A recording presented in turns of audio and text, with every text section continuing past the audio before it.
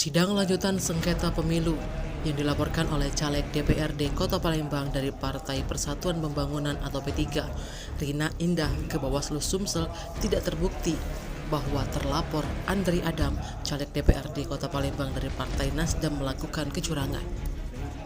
Sidang yang dipimpin langsung oleh Ketua Bawaslu Sumsel Kurniawan mengatakan, dalam hal ini adalah terlapor 1 KPU Kota Palembang dan terlapor 2 PPK Kecamatan Sukarami terbukti melakukan pelanggaran administratif pemilu.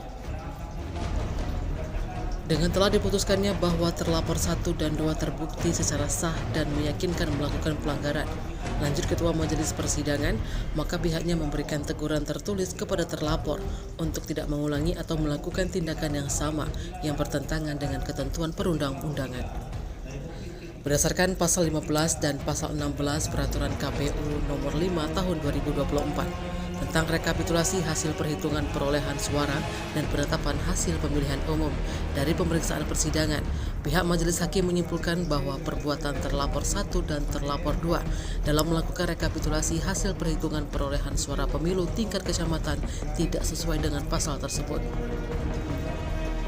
Sementara itu, usai sidang putusan caleg dari Partai Nasdem nomor urut 4 Dapil 2 Kota Palembang Andri Adam yang dilaporkan oleh Rina Indah, caleg dari Partai P3 nomor 3 Dapil 2 Kota Palembang, mengucapkan rasa syukur yang cukup puas dengan hasil persidangan yang digelar Bawaslu Sumsel.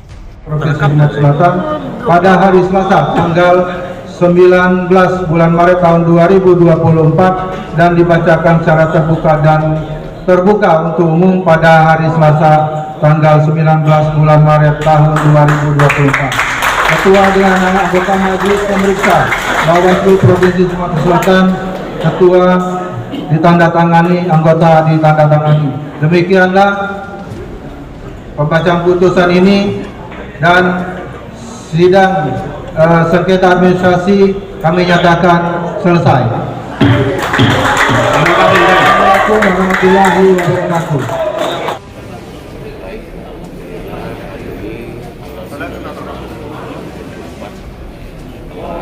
Dibuat keputusan oleh majelis sidang pelanggaran administratif. Jadi dalam putusan Bawaslu itu memutuskan bahwa diberikan peringatan terhadap pelanggaran administratif. Jadi kami bersyukur bahwa masalah ini telah selesai. Harapannya ke depan mudah-mudahan pemilu kita juga damai sesuai dengan peraturan perundang-undangan yang baru.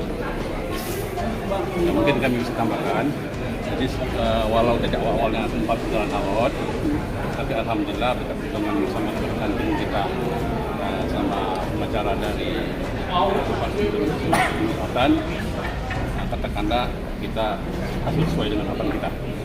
Harapan kita seterusnya nanti untuk bahwasanya berjalan dengan transparan, dengan berimbang terhadap lapor dan lapor kita.